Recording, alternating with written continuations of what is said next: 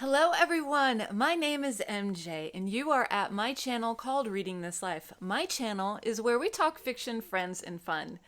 Today is another Q&A in my BookTuber series.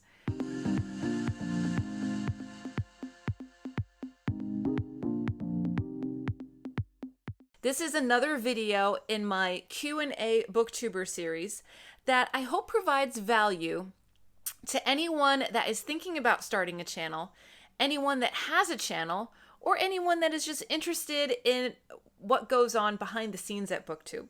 We had a great time during this interview. I hope you enjoy it. I'll hand it over to myself. Hello. Hi, Greg. How are you? I'm doing really good. And yourself? It's so great to see you. Thanks so much for coming on the show with me. I'm excited to I grill you about appreciate it. I'm excited to grill you about your BookTube experience. All right. We've got a few people here. So we're just gonna get started. So Greg, tell us a little bit about the history of your channel, how it came about, what made you jump into BookTube. Give us a little background. Okay. Back when I was living in Washington, I was listening to a podcast. It was called 2 Month Review. And it's basically they read a book over 2 months. And they're reading the book J.R. by William Gaddis. And if you see my channel, I've mentioned I love that book. So after finishing that podcast, I wanted more information. So I started Googling about J.R. and I came across this channel, Leaf by Leaf. And he did an in-depth review of books. I said, well, that's kind of neat. And I watched some of his old videos and I said, oh, there's this other channels doing books. And I just sort of got hooked after that. And I said, you know, I could try that. And at the time, I was getting ready to move out of Washington. We had bought a plot of land in Virginia and we're having a house built.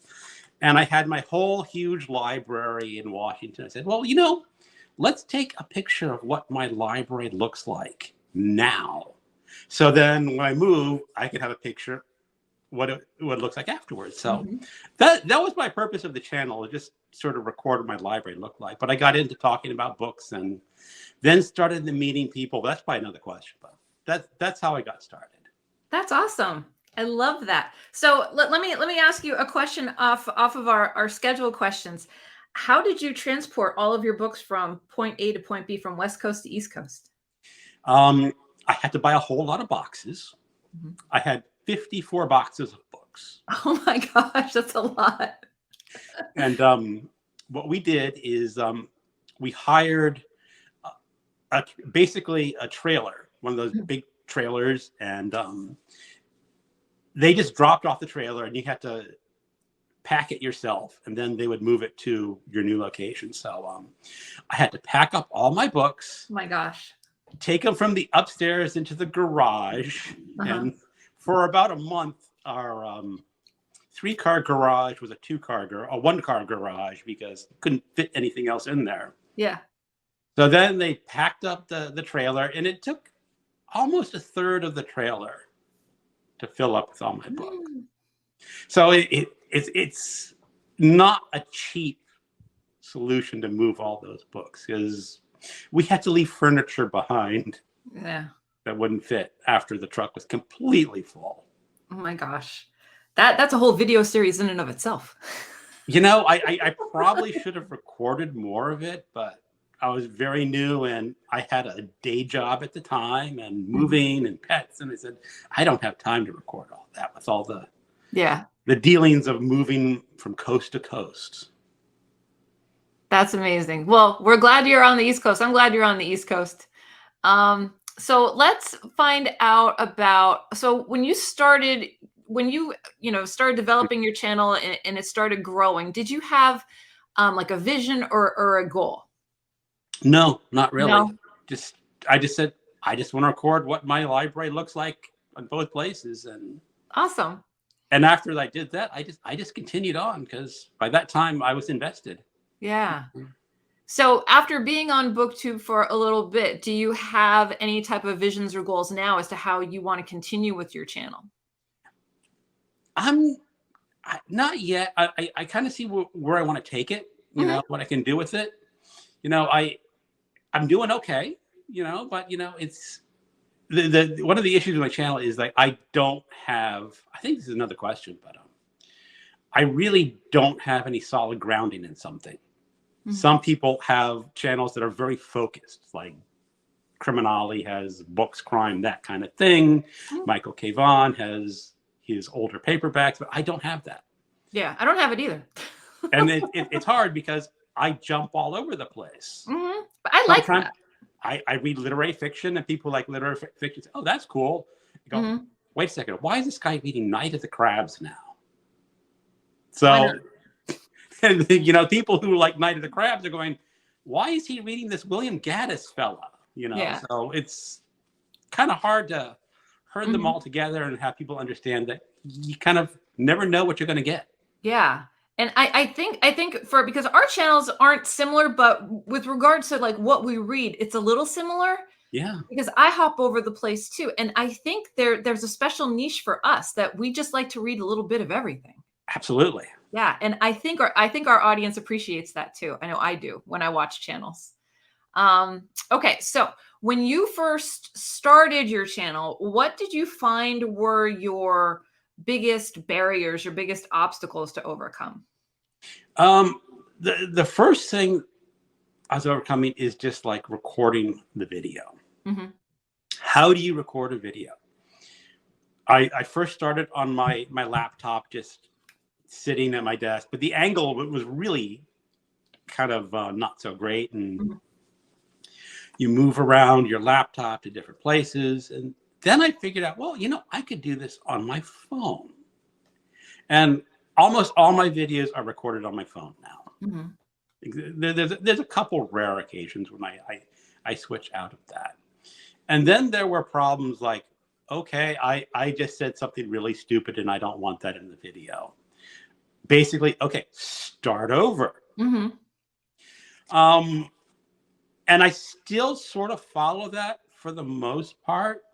I don't, I do, I have purchased editing software, but I don't go in and record many versions of what I want to say, then pick the best version and edit it all together. I know Hmm. a lot of people do that, and Right. it can make them look really smart because sometimes you say something that's not so bright and said, well, I said something a lot smarter down the road and just use that one. But Hmm. those are the things I get over, and I kind of want to go there, but I don't want to spend all the time Yeah. editing. Right.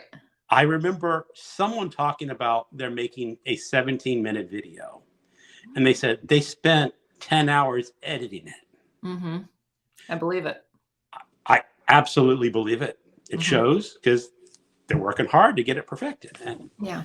I kind of say, well, if you're sitting down at a pub with your friends and talking about books, you don't get the edit feature. Hmm.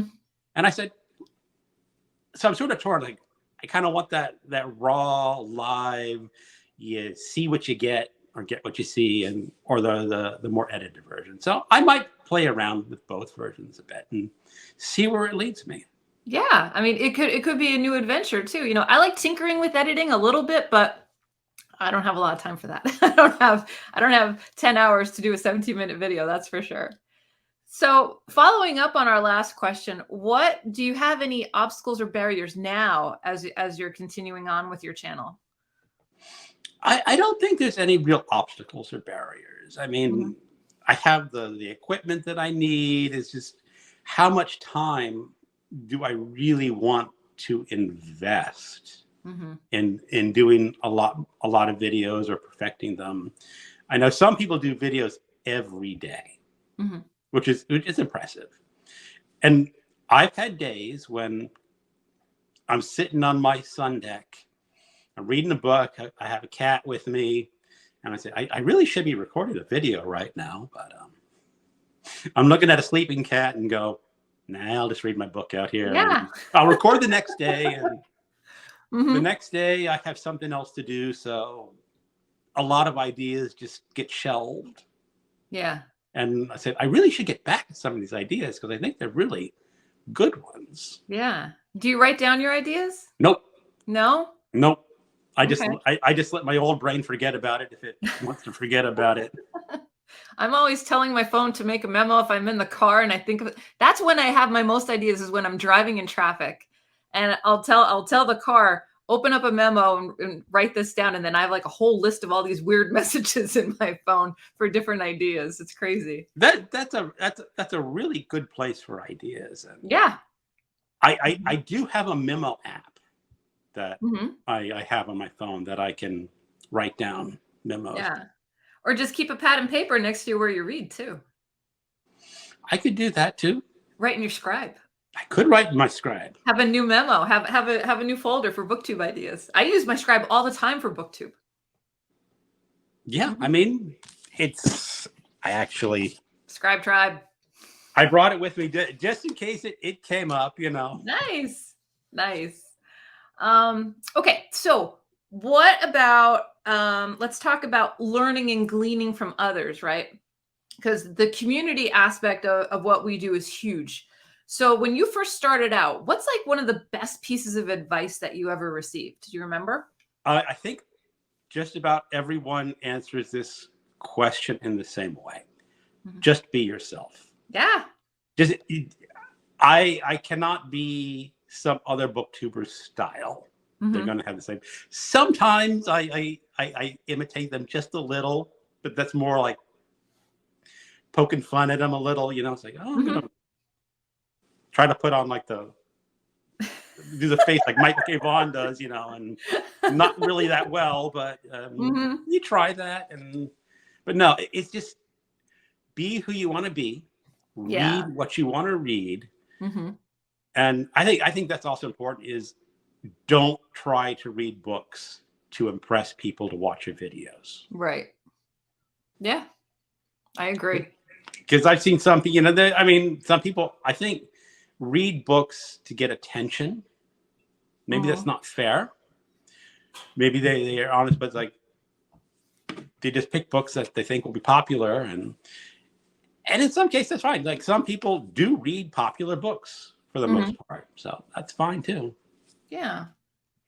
Okay.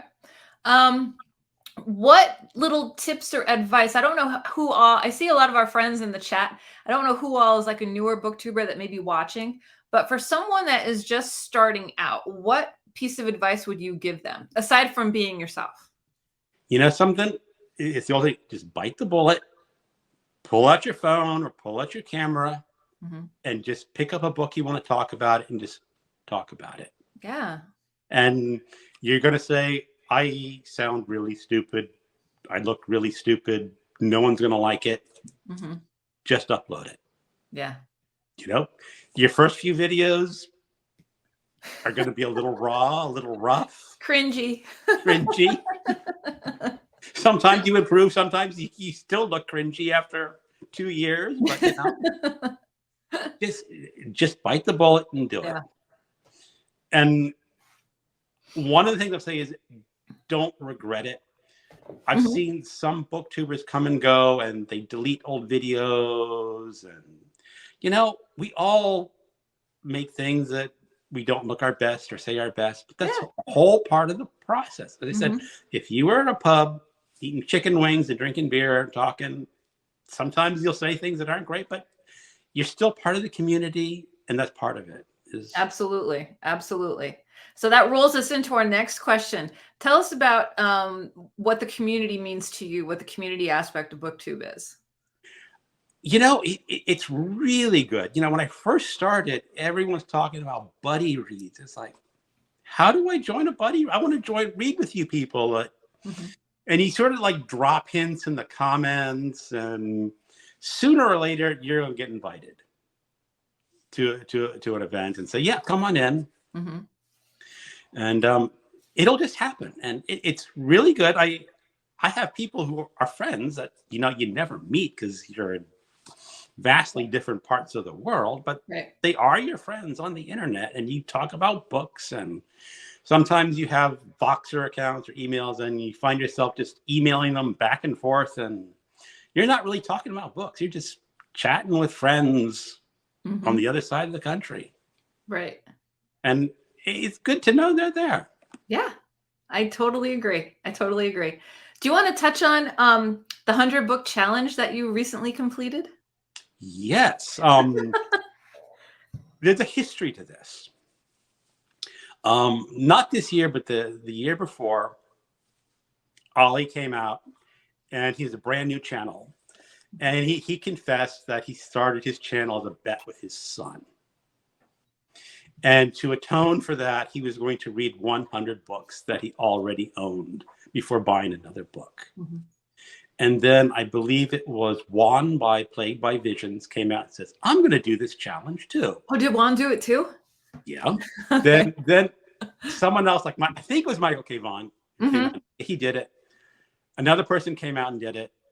And I was telling my, there's these idiots doing this 100 book challenge. They're not going to buy another book before they read another one. And my wife looked at me and says, you've got a lot of books. You should do it. Mm-hmm.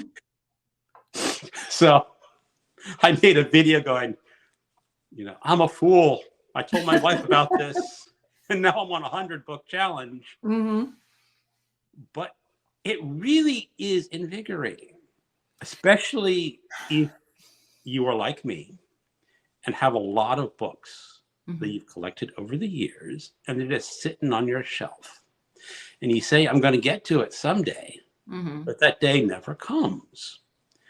But now when you join this 100-book challenge, you're kind of forced to say, well, this book that I bought 10 years ago, let's just pick it up and read it. Mm-hmm. And I find that, it's very invigorating. It teaches you, it's like, okay, I'm still interested in these books and I have them all. And then he said, wow, I read 100 books that I own. Now, I have a couple rules that I added, like my audiobooks. Mm-hmm. I buy my audiobooks every October. I buy a package of 24. So I said, well, I'm just going to include those because I own those. Mm-hmm.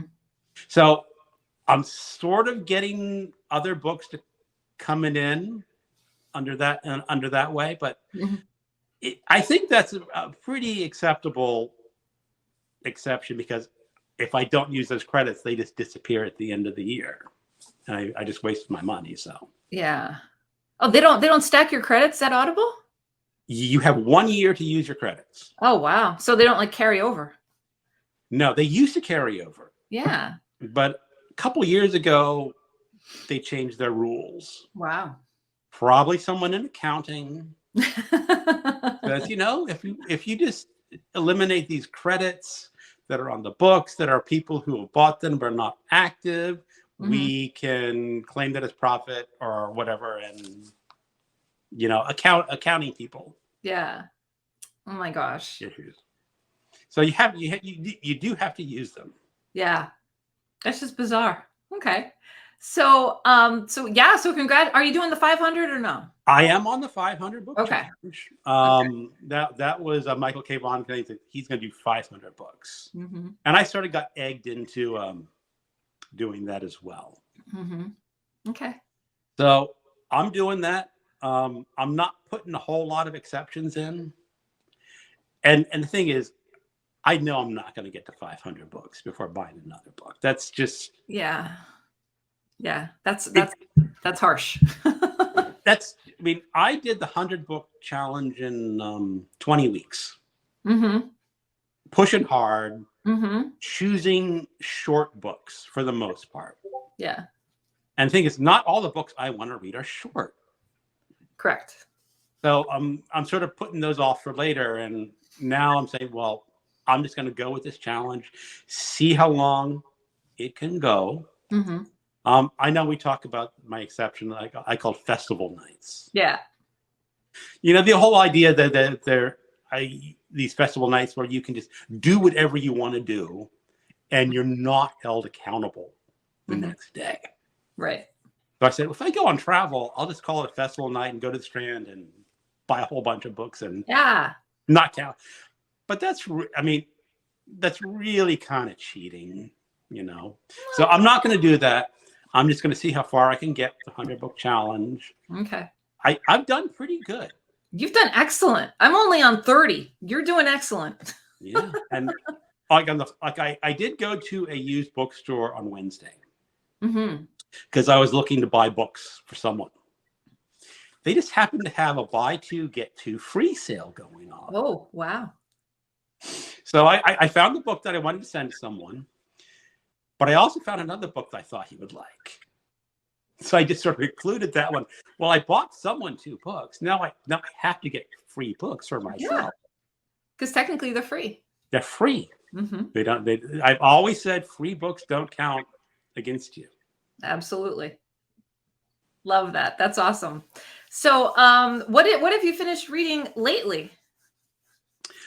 Actually, I have not been reading a lot. I finished my 100-book challenge and I sort of like, wow, I don't have to read books anymore. The pressure's off. Pressure's off. So I had a slow reading week. Started a couple books that I don't even want to call them DNFs because you just start reading them. You get through 2 chapters and go, no. Yeah. I'm not gonna. I just don't want to read it. Yeah, just not in the mood. Had a couple books like that. So I've been working on just a couple of ones I've been reading this week. Haven't only finished 1 book last week. Okay. And you and Alan, you're going to be on tonight, right? Yes, is it tonight? Okay. We're doing. You want to talk about your lives? No, we're talking about the Recognitions by William Gaddis. It was our Mammoth buddy read for March. So I expect maybe 1 or 2 people to come in and be totally bewildered about this book, and you never know. But it'll be a record for anyone who has read the Recognitions and wants a little bit of information more of what it's like to read it. It'll be there more for posterity than as a live. Right. Absolutely. No, I think that's great. And then you guys are still going live on Monday nights, right? Yes, we are. Okay. Who do you have coming up this week, Flossie? Flo from the Grape Jelly Library coming up. Nice. So that series is going really well. And I'll tell you what, it's Monday. My husband knows. He's like, oh, you're hanging out with your buddies tonight? And I said, yeah, I'm hanging out with my buddies tonight. He'll be there watching sports or whatever. I got my cup of tea and I'm watching y'all like real low, got my earbuds in and everything. I'm just typing along. That's cool. It's fun. You're like appointment viewing at this point in my life. Cool. I mean, we get about 10 or 15 regular viewers. Yeah. We're trying to bump it up. I know Mark and Sean had about 30. So there's room to gain some more. Absolutely. I think it's a lot of fun. And if anybody in the chat hasn't checked it out, check out their lives on Monday night and check them out tonight too regarding the Recognitions. And if you want to learn about the Recognitions or William Gaddis. Yeah, I understand it's a very niche audience. So yeah, that's okay. I'm not offended if Gaddis is not for you because 9 out of 10 people, he's not going to be for them. Yeah. Well, you don't know unless you try, right? That is true. But I'm going to make one suggestion is do try to read online or in the library before you buy the book. Because we were going to have a third person who was in UK, couldn't afford it. And I basically bought him a UK version and sent it, got it. And he read the first page. I'm sorry, I can't read this. After the first page? First couple pages. I think he tried a couple pages and then went to the middle of the book and says, no, I just can't deal with his style. Yeah. So do yourself a favor and check it out first. It's not a cheap book. In paperback, it's $29. So wow. That's crazy. It is crazy. So do yourself a favor if you want to try it. Yeah. Try it online or in the library first. Definitely. All right. Let's see. So let's check out the chat. We're going to turn it over to everyone in the audience. If anybody has a question that you want to ask myself. I'm on my phone, so I cannot see the chat. I can choose to see the chat or see you. Okay. Well, I will pull up, check in, see who's here. So Elizabeth was here. She said hello. Alan is here, of course. Christopher Evenstar is here. Coda is here. William's here. Duncan McCurdy's here. Let's see. Katie Books. Katie Books is going to be on in May with me. I think we narrowed down a time. Yeah. Alan says the West is the best, but the East is the beast, Alan. Let's see. Books at Midnight stopped in, joining in for a bit. Duncan commented, it's important for booktubers to have dabblers. So I guess we're dabblers, where we like to go through different types of books in the eclectic literature. Is that our official designation, dabblers? I guess that's what Duncan calls us. So I'll be a dabbler. I'm good with that. It sounds very Harry Potter. Tara Talks Books is here. Read by Fred is here. Williams Library. My most common books are airport novels. Everyone's saying hello to each other. Books at Midnight says, I enjoy those raw videos. Sitting at the pub and just letting the phone camera while you chat books and life would be really enjoyable. It would be. I've thought about trying to do one of our Monday night lives at a pub. Ooh, that'd be fun. Maybe there is a noise problem because a lot of these pubs are rather noisy. Yeah, you'd have to have one of those, what do they call it? A dead cat, I think. You put it over you have to have like an external microphone and put the dead cat over the microphone, and it kind of focuses in on you instead of the background noise. That's a possibility, but it'd be fun just to, see people having their beer and their chicken wings or whatever they want to have while you chat. Yeah. Like you could be at a pub, Alan could be somewhere, I could be like you have a whole bunch of people just at a pub and we'll be talking to each other. We should try to organize that, and you have to make sure that when you're also in a pub that you're not recording people who do not want to be filmed. Oh, correct. Yeah. You need that table in the corner. Yes. Read by Fred says, happy Saturday. Oh, Fred says, I don't write down my ideas for videos either. Then I forget about them. Yeah. I like lists. I'm a list maker. I can't help it. Let's see. Brian from Bookish was hanging out with us. I don't know if he's still here. Everybody's still saying hello. Alan says he uses my recorder app to record dreams. Whoa, there you go. There you go. William says imitation is the greatest form of flattery. Yes, it is. Jess is here. She says hello. Alan says he cherishes his European friends very much. Commenting on Voxer is like ham radio. Okay, Coda, how many books do you have, Greg?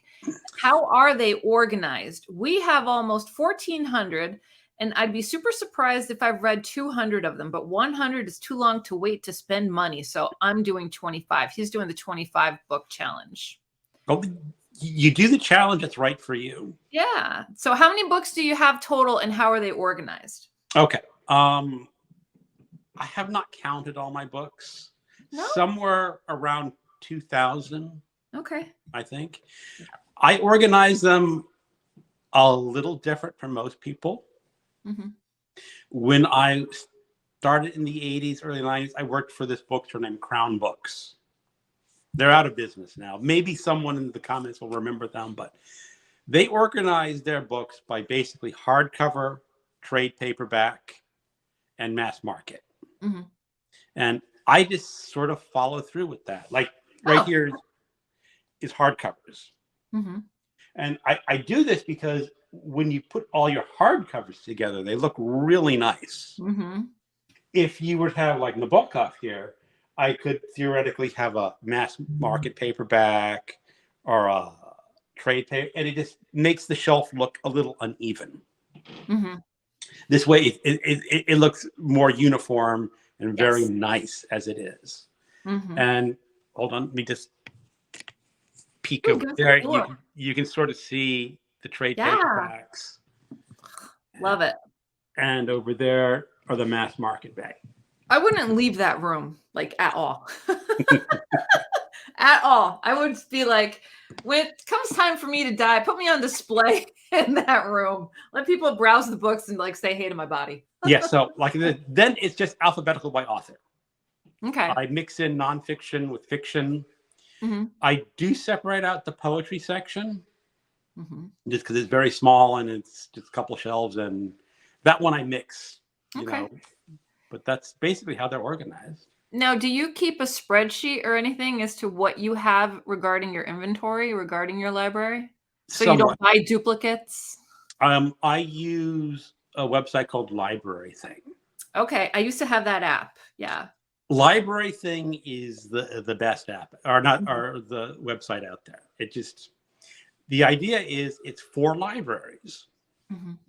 and I don't know their business end, but there are professional libraries that use them, and I use it just for my personal, like I said, a personal library. You can basically put anything into your library that you want to. Mhm. There are no limits. Um, I so you could have all your audiobooks, all your ebooks, all your physical books.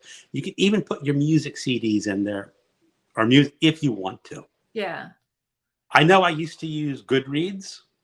Mhm. I know there's a lot of people who probably still use Goodreads, but Goodreads torqued me off twice. Okay. Um, I also like the Great Courses Mhm. audios, and I put those in my Goodreads when I listened to that. I listened to this course. Well, it was about 5 years ago, somewhere around there. I found that Goodreads had deleted all my entries. Wow. They said those aren't books. Really? Wow. So then there's a whole hue and cry. Said, okay, I guess they can be considered books. Oh, so now they flip-flopped. They did, but they Mhm. didn't put back your entry. You had to go figure out what you had and put Oh, it back into your Goodreads. yeah. And then a couple years later, I had listened to a couple of audiobooks from Audible, which were Audible originals. These are books that professional authors like Michael Pollan, who writes about food, Mhm. and he did an original audiobook. Mhm. And I put in Goodreads because I liked it, and I put comments, and they deleted it. That's terrible. And they deleted it because it's not a real book. It's just an audiobook. But an audiobook is a real book. Well, they eventually backtracked on that and said, Uh-huh. okay, we'll allow them. And I could just see this librarian working at Goodreads saying, I don't like books on audio. Delete, delete, delete. Amazon worker. I don't know. Yeah. But, I can see him doing it once. Mhm. You'll think, you know, do it once, shame on you. Do it twice. Mhm. And I said, okay, you've done it to me twice. Yeah. And if they could do it to this type of book, they can do it to any type because Mhm. they have decided that it's okay to delete information from my personal data. Yeah. I come from a computer programming background in Mhm. mostly databases. And if I were to go and delete someone's data from their data Mhm. without basically their explicit permission, you know, Yeah. you really that's a bozo no in the Mhm. database world. You just don't do that. Yeah. Now sometimes, when you transfer data over from different databases, you say, there may be some data loss. You try to prevent as much as possible. That's all fine Mhm. because, mistakes happen. But when you go through and say, this is not a book according to our definition, Yeah. the thing is, I just don't trust them anymore. Yeah. I agree. That's very unfortunate on their end. How long ago was that? That was a few years ago. I was still in Washington when they did the last thing with the deleting the Audible originals. Okay.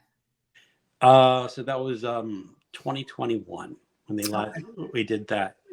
And then at that point, I was double entering anyway. Mhm. I basically record when I got books into my library thing and basically use Goodreads as a reading log. Okay. Yeah. But library thing also has information where you can record the dates that you read the book. Oh, good. And I said, I'm just going to use that as my reading log and just Yeah. say goodbye to Goodreads. Right. Now, the thing about the library thing, it's not a social site. Right. They do have some comments in the background. They do have some groups. So Kind of, it does not have that Goodreads feel of like you're a reading community. It is a community of people logging their books for whatever reason they want. And you have a little bit of that community on the side. Right. So if you really want that community and the discussion and the recommendations, Goodreads is still better at that part. But as I said, I just don't trust them anymore. Yeah, no, that doesn't sit well with me, but unfortunate, really unfortunate. All right, let's see who else has questions in the chat. Okay, so we got Coda's. Jess says, I wouldn't be able to do this challenge. I would fail miserably. You know something, Jess? Try it.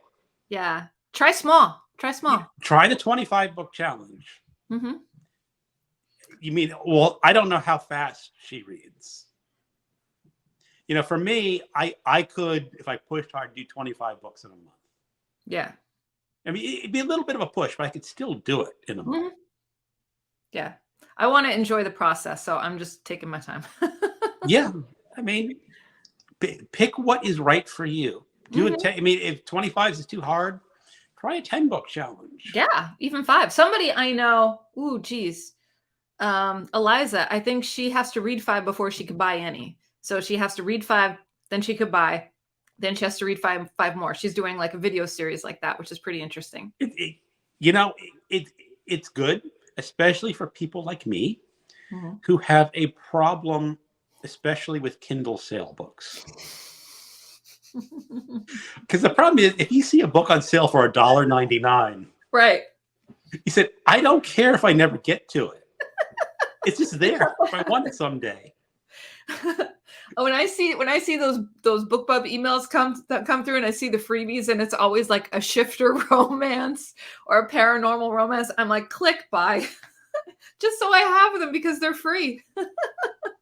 Yeah, I mean, I don't tend to go for those free books too often, but you know, I used to in the early, because I was an early Kindle. I had the first Kindle in 2008. Yeah. And they had a bunch of those kind of free. They're still there on my account if I ever want to pick them up. But it's a problem because you think it's $1.99 and who cares? But then you look at the end of the month. Okay, I got 15 of those. Right. And every month, that's how I wind up with 2,100 and something books on my Kindle. Right, and it's cheaper than a copy of the Recognitions at the end of the month. It is. So there's your justification. Oh, let's see. Alan says, and who were those books for, Greg? The answer is me. He wants your Audible password. And Alan, keep on dreaming. That's it. Sean D. Steadfast birthday bash at noon, right? Noon or 1. It's one or the other, I think. Alan says, I have a pub I could go live at. Coda says, ooh, virtual pub meetup sounds fun. Christopher Evenstar, virtual chat pub would be interesting. Al says, community is our way forward. Hate leaves no room in your heart for love. That's right, Al. Oh God. Alan says, the spare room where I won $280 playing poker has a restaurant. I could set up my tripod. Storm reads, hey, Storm, how are you? I keep forgetting about the lives on Saturday. No worries. Al says, I'm doing the 500 book challenge this year. I didn't want to say until I did a couple months worth. Wow, Al, Al, what are you at? Yeah. Let us know in the comments. Yes. Fred is very amazed by your bookshelves. Duncan McCurdy says, it's great having hardbacks and mass markets together. The mass markets end up getting deformed. Yeah. Everybody's saying hello to Storm. Alan says, Greg and I will try to organize a virtual pub live around the end of May, beginning of June. We're booked till then. Because you guys are popular, man. Oh, see, Alan is the guy, he's the booker. He books everyone. He finds the people and talks them into it. And there you go. Let's see. I lost my track. Okay, Gareth is here. Hi, everyone. Just noticed this was on. Al said, this month I'm doing 41 courses on Audible. I have done a few already. So one a day plus. Wow, that's awesome. Alan says, I still enjoy Goodreads. Al says, love the great courses. That's what I'm doing for April. They posted 41 courses I love to I love to expire. Oh, that expire in May. Okay. Oh, the great courses are, if anyone has not tried the great courses, Mm-hmm. I could highly, I've been wanting to do a video on them, just recommending them, because You should. it's like you're sitting in a college classroom Yeah. taking in all this information, Mm-hmm. and you don't have to take a test. Yeah. And you know what's interesting? I set my husband's iPad up. I subscribed to the Queen's Library in Queens, New York, and their library, online library, is just fantastic. You have to pay a small fee every year. It goes right into benefiting the library. But one of the things that they have is they have this huge movie database of like 3 different streaming services that you can tap into for free. But they also have the great courses too. And I saw that and I was like, oh, maybe I'll have to dive in there one day. But you should do a video on the great courses. I think they're one of the greatest things ever. Yeah. I started out, it was a birthday gift from my wife, somewhere in the 90s. Mm-hmm. She bought me the cassettes of How to Listen to and Understand Classical Music. It was a really good course. Yeah. Of course, at the time, I could only play it in my car because it was a cassette tape. Right. So the only cassette player I had was in my car. So, Mm-hmm. but I had an hour-long commute each way. So, Yeah. Audiobooks or things like that are perfect for car rides. Perfect. and whatever subject you are into, they probably have something on the great courses. Mm-hmm.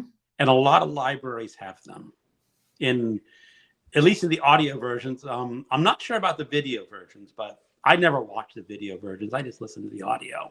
Yeah, I think through the Queen's Library, they may give you both. I'm not sure, but I know definitely the video is there as well. So Gareth says, I like Goodreads, but I haven't had any bad situations with it. Well, that's good, Gareth. That's good. Al says, they are actual college courses. Listening to one today that is better than most of the courses I took at universities on the subject. Good. People are saying hello. Al says, audiobooks are the path forward for teaching our kids, in his opinion. Yeah, I agree. Coda says, oh my goodness. I also organize by size-ish, but also genre. I have separate mass market fiction and classic sections, and then one of each for trade and hardback. I see. Some people like it. Alan says, hit the like button. Yes.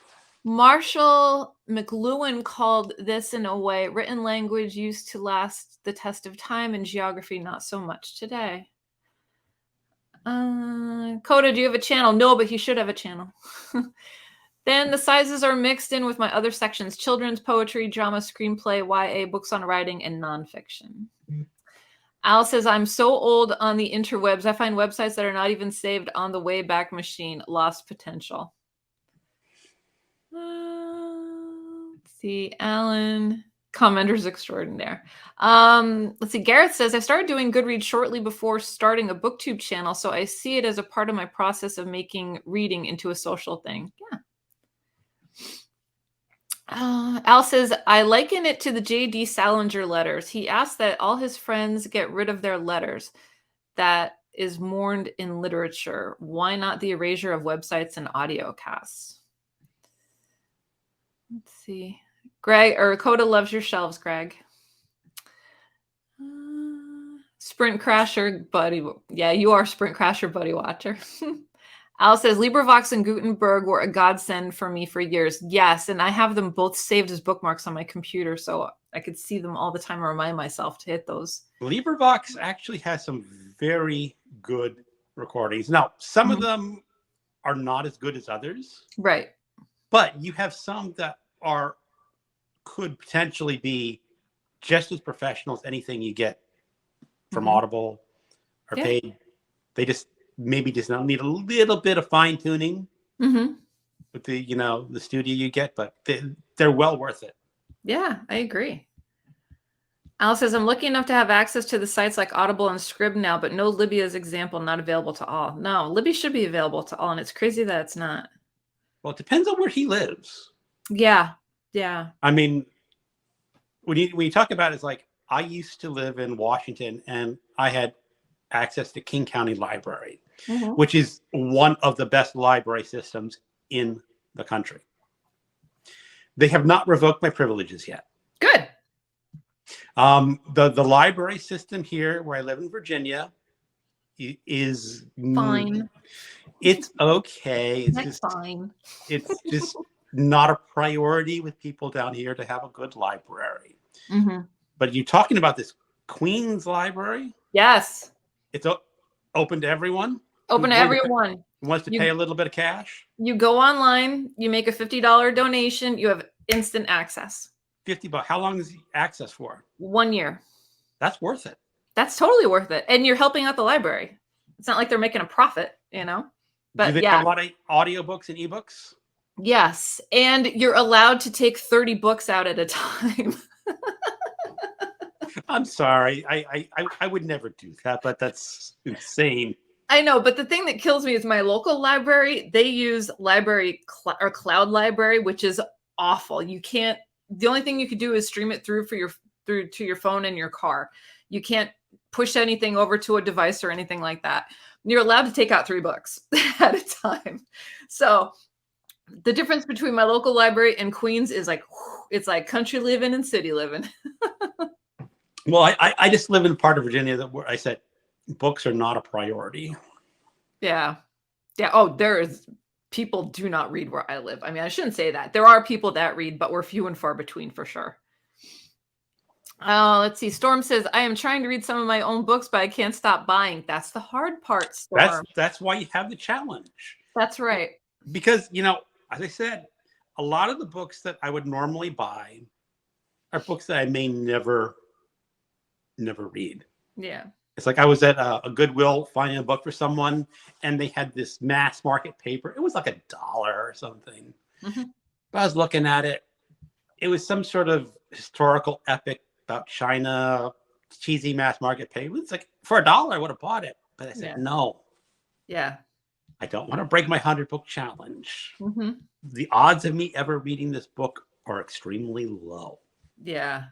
What I do is I just, if I see something that I know that I'm going to want to pursue later, I'll save it in a wish list. And that's kind of like my little way of just like, well, I have it saved so I can go back to it and look for it at a later point. Because I can't even go on eBay without trying to look for books and getting that. I want to hunt for a book. I want to see, what's out there. It's too tempting. I can't do it yet. I looked at eBay and I was saying, oh man, I saw this lot of old pulpy paperbacks. And I'm going, that's it. It's the big box of lots from like an estate sale that nobody gives a hoot about books. And there are some gems in there and you just want to bid on it. That's my issue. I want a big box of books delivered to my house. As I said, someday I'll fail on the 500-book challenge because I'll go to some bookstore and say, look at this old paperback book. It is so, the cover is so inappropriate. I've got to buy it. What you have to do is go to the store and talk to the manager, somebody, and say, listen, I'm going to take a little video clip of just me on the floor surrounded by all these books. I have a channel. You're going to have to check it out. I told myself, my friend sent me a link. I don't know if this is true or not, but there's some town in upstate New York, just over the border of Pennsylvania, where it's like that English bookie town. Like there's a bookstore on every single corner and it's just supposed to be fabulous. And my best friend is like, we're going to do this. And I'm like, I'm doing it as soon as I finish this challenge. We're going to get in the car and go. So I don't know, but that's where I'm going to go when I finish this challenge. Take y'all on a road trip. What part of New York is it in? It's upstate, so it's right. It's probably somewhere near Vestal or Binghamton or something like that. I'm not sure, but it's supposed to be like a book village. I'm all for it. You see, I've been to upstate New York. I've driven there. It's like an 8-hour drive from. Mm-hmm. So it'd be a long haul to get up. Yeah, there. But if you were going to a book village to spend money on books, might be worth it. Might be worth it. Oh, let's see. Al says, I do not know. I do a minimum of 1 book a day, sometimes 2 for last 4 or 5 months. That's really good, Al. Jeez. You're Steve Donahue wannabe. Yeah. About ready to do a deep dive reread into Salinger's work, letters, etc., etc. Al says, I will go through them this weekend now that I know I can do it. I'm about 150 for this year alone. Good for you. Wow. That's wonderful. He is like another Steve Donahue. Yeah. He's like the opposite Steve Donahue. Listening to comparative religion on the great course as we chat's fantastic. Also teaches logic and reason.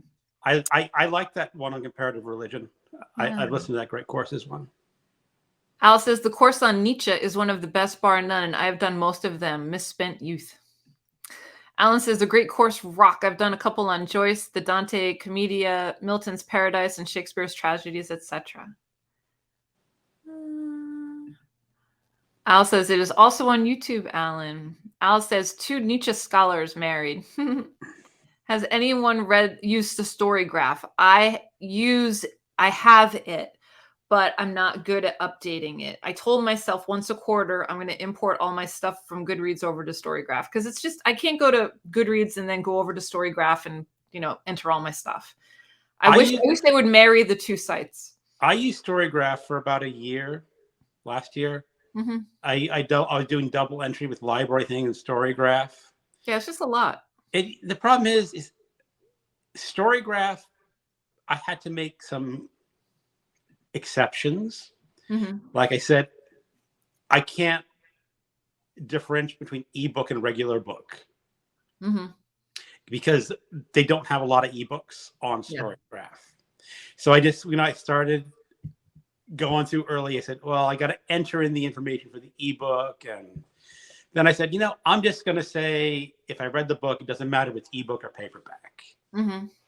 And then I tried to keep it up for audiobooks. I said, it's just extra work for me, and I don't get a whole lot of value out of Storygraph. Yeah, I like the data output. That's it, to be honest with you. That's all I like.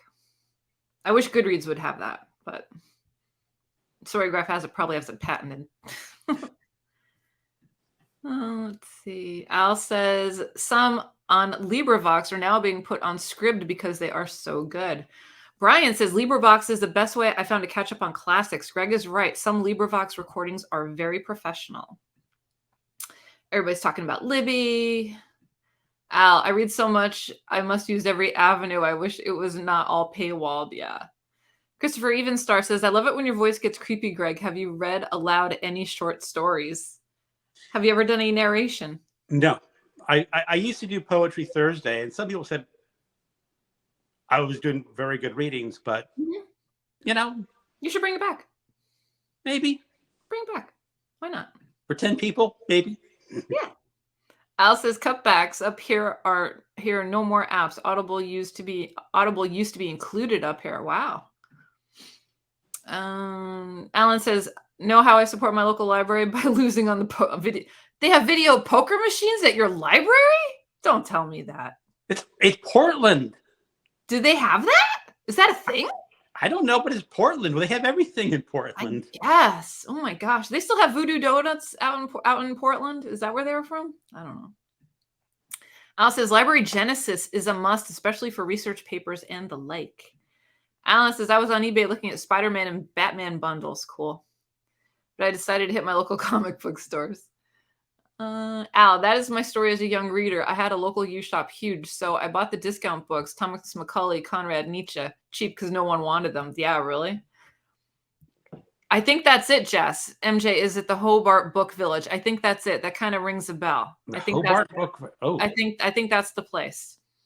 Because Jess is in New York. I think she's over in Long Island or something. That book village sounds awesome. There's a book farm I need to get to soon in the UK. There's that place that you keep talking about, Greg. Hay on Way. I think. Yes, and another booktuber was there last week or 2 weeks ago, and she said in May they do a yearly festival. So I'm putting it in my calendar for next May. I said I need to go visit this place. Let's see. Yeah, not as mean. Also a great Joycean indeed. Amanda Brown. Hello, Amanda Brown. I am actually messing with Storygraph today to see if I like it. Mostly a Goodreads library thing, girl. Yeah. I just love the output. I love the output on it. Amanda says, love LibriVox. I use books differently. I use ebooks or paper books as meditation. You only do that. Audiobooks are active imagination like Hemingway and Jung.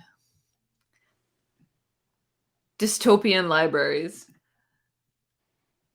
Alan says, let's bring back Poetry Thursday, Greg. Greg, me, and Aaron Facer at LMAO. Yeah.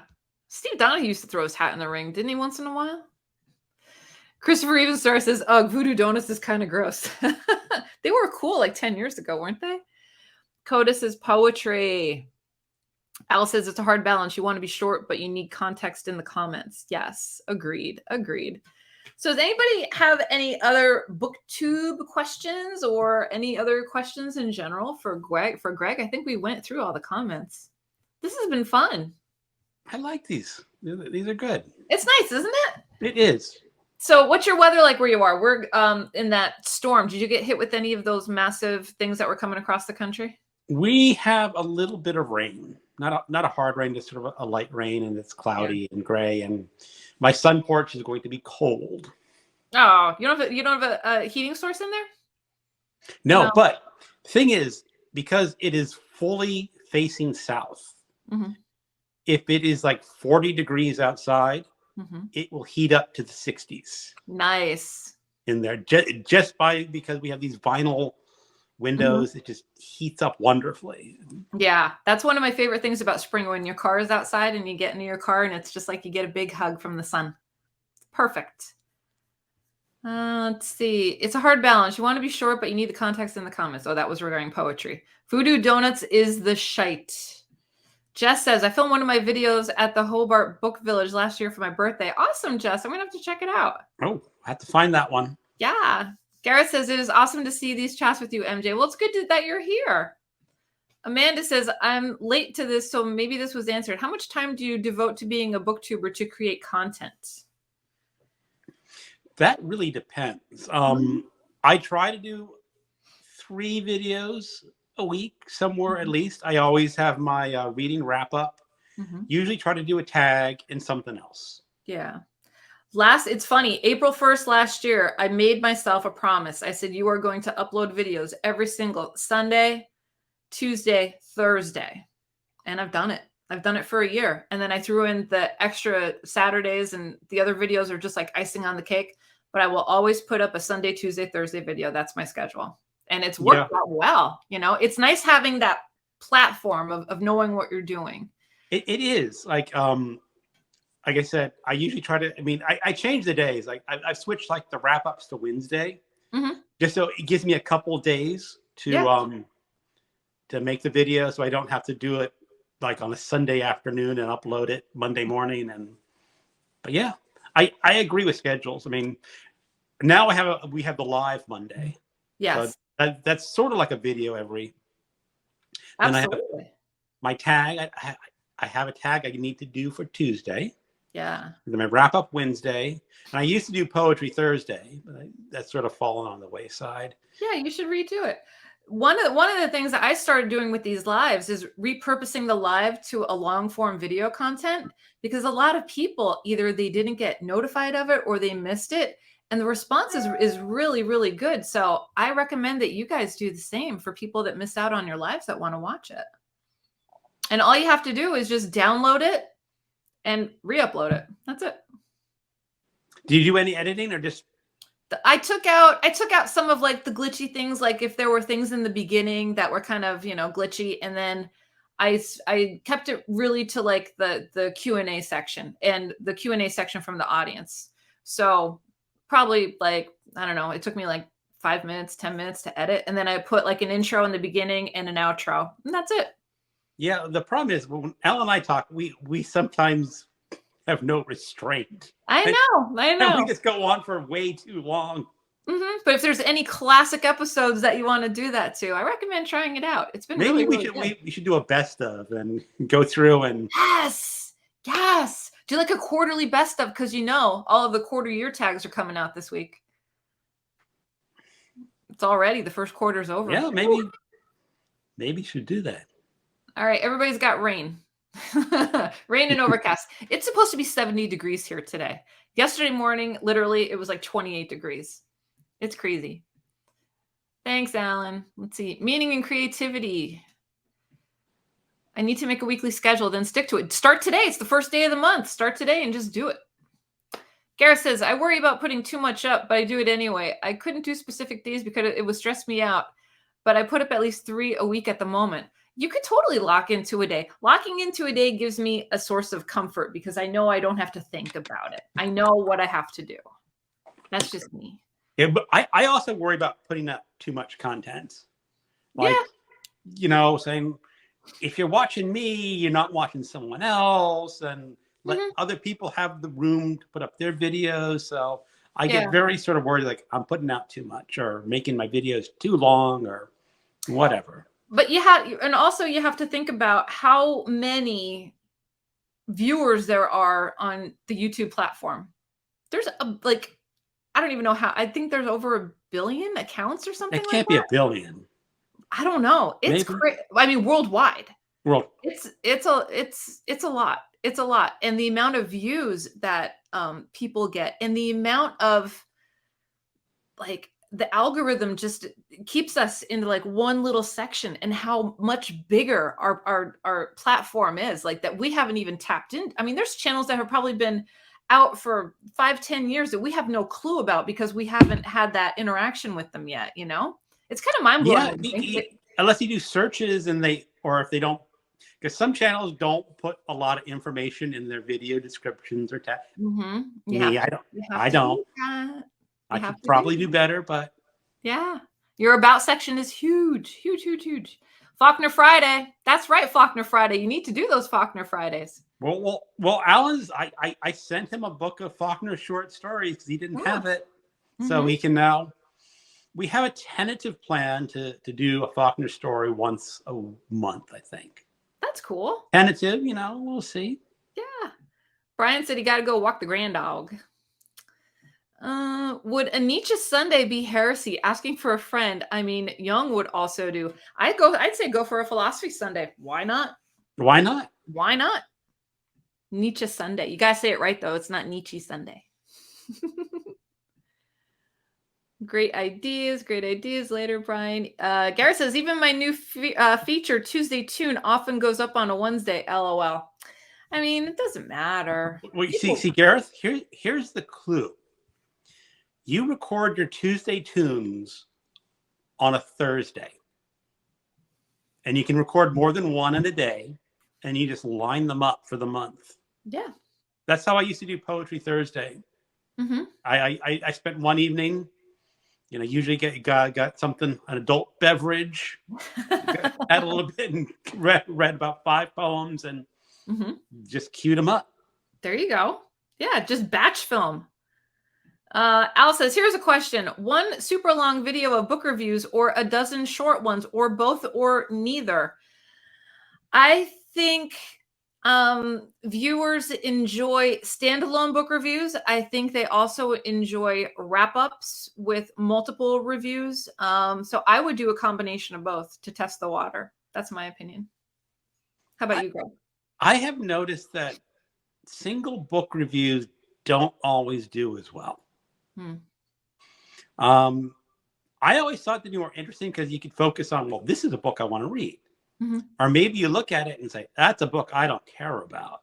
Yeah. Because I was doing my final 10 countdown, and one of the videos was a biography of an American president.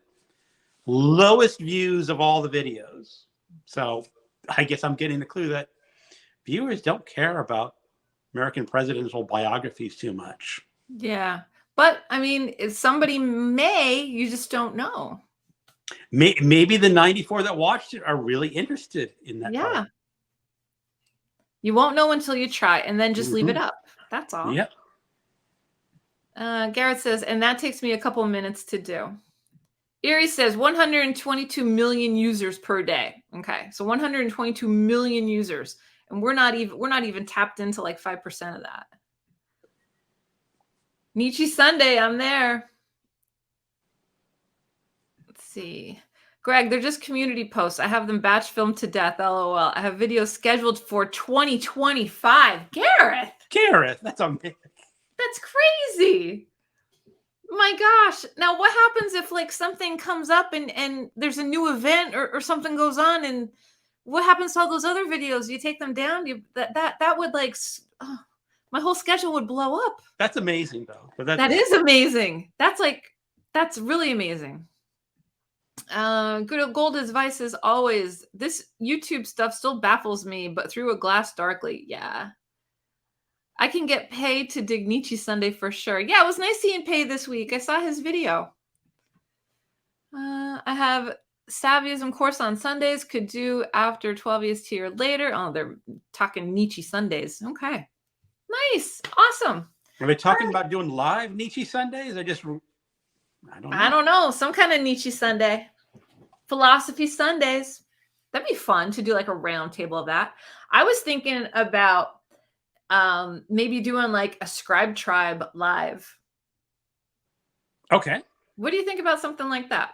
Just to talk about our experience, our issues, you know, what we like, what we don't like. Yes, I have mine here too. Yeah. I started reading Transmuted this morning. But yeah, I thought that would be fun because I don't think anybody's done that yet. I've had just about a month now, I think. Mm-hmm. And I'm due to record my opinions of it. Mm-hmm. And I have to say that this is by far becoming my preferred method to read things on. Yeah. Mm-hmm. I had a paperback book I was reading, and I was getting my reading glasses and going, mm-hmm. Let me check out the library. Ooh, I can just read the ebook on this from the library. And that's the great thing about having multiple Libby libraries is that there's more options to push it over to your e-devices. Yes. Yeah. I'm going to have to check out the Queen's Library. Queen's Library is fantastic. Brooklyn used to be really, really good. And then Brooklyn said, we're not doing out of state. You have to send them a copy of your driver's license and all this stuff. And basically they shut it down. They said, we're saving our resources for Brooklynites. And I said, well, I'm taking my business to Queens. And it was such a good decision on my part. And I will shout their library. So Queens has a pretty good selection. Huge. And very unique books that you won't be able to find at other libraries. Very diverse, unique, eclectic. They have all of the massive popular ones, but then those like Richard Brodigan I got into by watching Idjit. They have a slew of them, and I was like, perfect. Queen. It was a chef's kiss moment. Al Ohm, I'm in for Scribd. I'm a power user. Good. Garrett says, it's the 100 album challenge. I filmed them all and scheduled them with gaps. I have rescheduled videos like mad. Still got some filmed last summer that are going up in June. Oh, boy. Coda says, from a viewer's perspective, I think both review styles are fun, especially when the collections are themed. However, I think there's a limit for me on video length. Yeah, people have limits. They do. I mean, I like most of them to be about 15 minutes or less. Yeah. I mean, I've seen some people do reviews that are like 45 minutes. Mm-hmm. And I'm going, I'm sorry. Even on double speed, that's. Yeah. See, I can't do double speed. Oof, no. Double speed's hard. I know. I just can't do it. I don't want to listen. I don't want to listen to other people, and I don't want to listen to myself. IMA finally get Dracula and War and Peace and some Agatha Christie for my Kindle Fire today. Good, Alan. Yeah. William says, I think I'll do a week-long reading event on the last full week of November. Good. Alice says, scribe, not scrib. Lock that in. Gotcha. Coda says, I'm much more likely to watch videos that are 15 minutes or less. The 6 to 8 minute range for me is perfect, but there are exceptions. Gareth says, yeah, I love single book reviews, but I agree 45 minutes is a lot. Yeah, I don't think I've done 40. I think when I did the video on Crash, that was like 22 minutes, but I had a lot to say about that book. It's mostly some of the really professional ones who are really doing a deep dive review of the book, like you were in a lecture hall and saying, this is what you get in this book. Right. Which I guess if you were a student in university and not wanting to read the book, you watch all those videos. It's like, I can pretend I read this. Maybe. Maybe. Garrett says, I might do a video on rescheduling and schedule it for 2028. Oh my gosh. Agnes says, do the Scribe Tribe. We should do the Scribe Tribe. We got a lot of viewers on it, I think. And we were going to do you were talking about doing an event. Which one? For the e-readers on Discord. Oh, that would be kind of fun, where you just take a month, and no matter what other BookTube event you're participating in, you have to read it. You have to read from your whatever you have on your Kindle. I was thinking, some other channel had this bingo challenge, to read books. I said you get a bingo card for Kindle. Yeah. And the thing is, you could make it broad enough that you could include all the other events for that month. Right. So whatever event you're reading, you just read it on Kindle and check it off on your bingo card. And bingo card's a little much for me. Yeah. I can do that. I would just leave it open and say, it's one of those what lurks on my Kindle reading month. But I would do the totally random thing and just close my eyes and pick something and be like, oh, stuck reading that. That'd be fun. Yeah. Where everybody would have to scroll through their Kindle library blind and then land on something and then show it. And that's what you commit to reading, no matter what. Even I was doing that, and because you can download your whole library to like your if you have like a Windows, your old Kindle library, and then I could write a program that goes through all the files and randomly picks one. There you go. Yeah, that'd be fun. See, Al says, good point. Even lectures are only an hour. Oh, talking about video length. Alan says, I review vids under 5 minutes. As a rule, I attempt to keep all vids around 10 minutes. Can we do a Scribe Tribe also? Sure. Why not? Some booktubers are more academic than others with their reviews. Some of those deep dives are the longer ones. Yeah. William says, the audience retention rate is pathetically low at 15 seconds. Yeah. You really need to get people hooked. Another thing I love about MJ's lives, ideas abound. And sometimes it gets me in trouble because I'm one of those people that when I have an idea, it comes out, and sometimes it'll manifest and then I'm committed to doing something. Like the Agatha weekend, that came out of one of these sessions. Yeah, but I have an Agatha book queued up. Yeah, I'm going to read the And Then There Were None. Everybody keeps telling me to read that one. And then the movie is on Amazon, so I think I'm going to watch the movie as well. I have Death on the Nile. Nice. It's one of my free books that I got. Cool. I'm just worried that they've edited it. Oh, let's not go there. Let's not go there. That's a whole other conversation. Yeah. William says, I can't even hold full attention for a short 30 seconds. Al says, I've been experimenting with shorter stuffs on the podcast side. People want something they feel they can manage, in my honest opinion. Al, do you do your, there's a podcast feature in YouTube now, right? Do you do your videos and turn them into podcasts? Let me know. I'd be interested to find out. Coda says, I think it would be interesting to see someone try releasing 2 reviews per book, one for people who've read it and one for people who haven't. In depth for the first, for 2 short and introductory. I did that with The Little Life. I did like a spoiler free, and then I got deep into the spoilers. My earlier videos, I did a lot of that because I didn't want to lose anyone that was viewing. I didn't want to spoil anything for anyone. So I would be like, okay, this is where you have to shut the video off because now we're going to talk about all the nitty gritty that happened in the book. They did okay, but they turned out to be longer for sure. Let's see. Garrett says, I know from my 100 album challenge that it is impossible to say something genuinely useful in 60 seconds. Gareth, you do just fine. MJ, Agatha Weekend was from your lives. I'm going to read Death on the Nile and those 2 others. Cool. Courtney's here. Hey, Courtney, what's going on? Al says, not on YouTube. No, use another app for some podcasts, but you can use YouTube for your podcasts. Don't do double work. I'm telling you. Google it. It's a feature that came out not too long ago, but you can turn your video into a podcast. Yes, you can. Everybody's saying hello to Courtney. Coda says, I still say it's a good idea. I rarely watch in-depth videos or reviews before I've read the book, but I'll go back and look for it after if I know it's there. Yeah, I do the same thing. Like, I don't want to spoil it for myself. Alice says, thank you. I will look into it. Gold info as always. You know, that's what we try to do here. Courtney says, hi, Alan. I'm finally up. Need workout. Awesome. All right. So what you got planned for the rest of the day, Greg? Are you reading?